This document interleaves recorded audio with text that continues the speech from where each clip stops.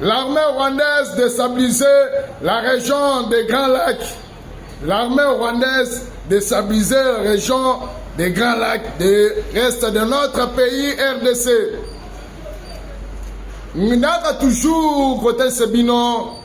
Nous va partager toujours ma vidéo. Parce que nous avons que ceux qui n'ont lobby, nous avons une vidéo. Eux montrent que makambo esalamaka.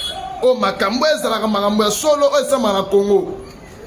Makambo ya kosabilize Grand Lac. Félix Tshisekedi na bandeli à pouvoir à conserver bango pe aloba na ba discours devant Nations Unies. Ke bitumba yo ebundamaka na est ya mboka na biso. Ezaka bitumba biso na biso te. Ezaka bitumba yo M23 nafse bato basutaka bango eza Rwandais.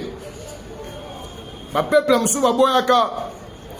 Bato mususu ya ba peuple musu, ba peuple musu baboyaka. Wana le président de Félix Tshisekedi discours à sala na liboso ya Nations Unies. Aloba na discours wana lobi bitumba bundamaka na est na Grand Lac. Eza bitumba yo ba Rwandais nde babundisaka biso. Baboyaka. Opinion internationale, comité international, même Union africaine. Bato banoni mabazate. Mais lelo boye bake mboko yo. Kulero ba olonga onsute. Mboko eza mboko nzambe. Abapona pe ezaka mboko béni. Na ebisa bino la fois passée, pe Nathalie Sabino ango. La fois passée na ebisa bino que na Washington. C'est le 23 na Washington, le 23 na Washington. Madame ambassadrice na Paul Kagame bazaki na Washington, na Congrès na Washington. Mais madame ambassadrice a su parole à lobby bitumbo ebundamaka na S ya RDC oba M23 na AFC oba bundisaka RDC bato bastenaka bitumba na c'est nous les Rwandais. Wana c'est première fois ba Rwandais baloba eloko wana. Ou la première fois, ambassadrice Nabangwana Lobailokwan, devant public, pour un rebond à souster. Il y a une opinion internationale, il faut besoin déjà d'acte. Comité international, il faut besoin d'acte. Bien moi, comme on comprend, bien moi, Boyoki, ambassadrice, il y a Rwanda, à l'obligara, Rwanda, et c'est la rabisso. Rwanda ndeto fuya bigara buna na RDC na S ya RDC ezara biso ndeto tufuya na guerre wana po ebunda bango nde bafuya bango matériel les armes rations tous c'est les Rwandais qui sportent ça nyoso na ba Rwandais nde ba pesaka yangwana makambo yo union européenne obando boyango or que na ba intérêt na 4 melolo moni bango moko bakolo makamu banjimi ya poisa yango wana na yebisa bino ke congolais sa telema sa comprendre pour diplomatie mbu kontombolo ezaka il est niveau international lelo ma mutu ebimi na poisa ya ambassadrice moko le devant public na Washington alo bakete guerre oyo bunamaka ya bawazalo na FARDC ya République démocratique du Congo na AFC na M23 soutenu par les Rwandais, biso ba Rwandais nde ba tostenaka bango clairement devant le public. Yango na hotel Sebino marambelera na Congo pour partager la vidéo massivement.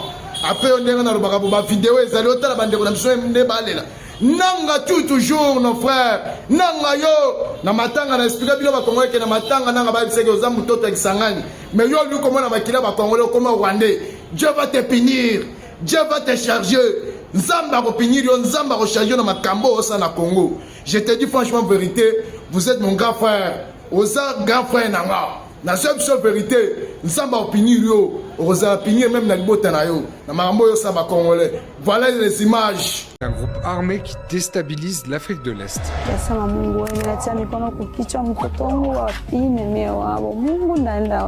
Le Rwanda a des velléités expansionnistes. Tout commence par un déni clair, répété année après année. Ils affirment que nous soutenons ce mouvement. Ces dirigeants du M23 Et la majorité de leurs combattants sont venus d'Ouganda, où ils s'étaient réfugiés. Kigali affirme ne pas être impliqué. Le Rwanda nie toute responsabilité. Il nie toute présence. Il faut comprendre une chose.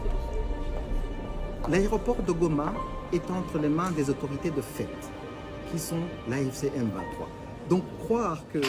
Il nie toute guerre. Officiellement, ses mains seraient propres. Mais à l'est de la République démocratique du Congo, les faits racontent une autre histoire. Le M23 avance.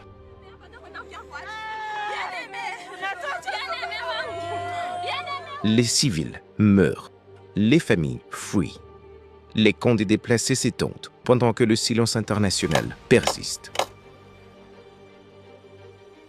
La réalité, elle, ne dément pas. Kinshasa ne se tait plus. L'M23, ce n'est pas l'M23 qui fait la guerre, c'est l'armée rwandaise. Le président Félix-Antoine Tshisekedi accuse ouvertement, devant le chef d'État, devant les Nations Unies, un pays est nommé le Rwanda.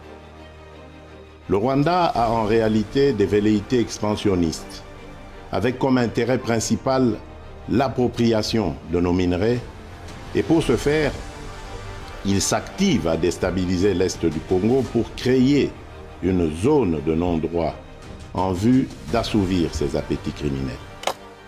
Kigali répond publiquement face aux caméras, rejette toute implication.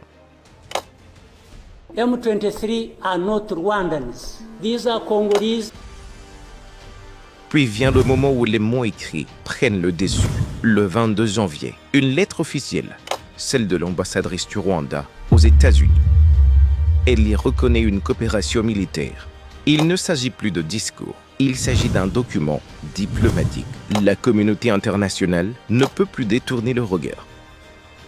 Les textes existent, les engagements sont documentés. Chaque ligne engage une responsabilité. Car à l'est du Congo, cette guerre a un nom et son prix est connu. Le sang de Congolais, le sang des enfants déplacés, le sang des femmes violées, le sang des villages effacés. Les faits sont là.